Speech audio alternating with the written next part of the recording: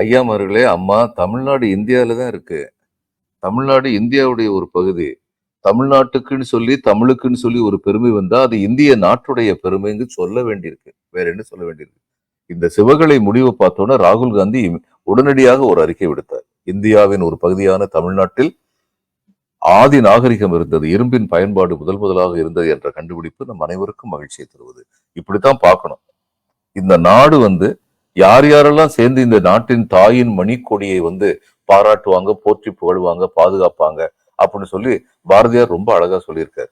செந்தமிழ் நாட்டு பொருணர், கொடுந்தீக்கண் மறவர், சேரண்டன் வீரர், சிந்தை துணிந்த தெலுங்கர், தாயின் சேவடிக்கே பணி செய்திட துழுவர், கன்னடர் ஒட்டியரோடு போரில் காலனு மஞ்ச கலக்கும் மராட்டர், பொன்னகர் தேவர்கள் ஒப்ப நிற்கும் பொற்புடையார் ஹிந்துஸ்தானத்து மல்லர், பூதலம் முற்றிடு வரையும் அறப்போர் வீரல் யாவும் மரப்புறு வரையும் மாதர்கள் கற்புள்ள வரையும் பாரில் மறைவரும் கீர்த்திகோள் ரஜபுத்திர வீரர், பஞ்சனதத்து பிறந்தாரோடு முன்னை பார்த்தன் முதல் பலர் வாழ்ந்த நன்னாட்டார், துஞ்சும் பொழுதினும் தாயின் பத தொண்டு நினைந்திடும் வங்கத்தினோர், இத்தனை பேரும் சேர்ந்துதான் இந்த தாயின் மணிக்கொடியை போற்றுவார்கள், புகழுவார்கள், காப்பார்கள்னு சொல்லியிருக்காரு.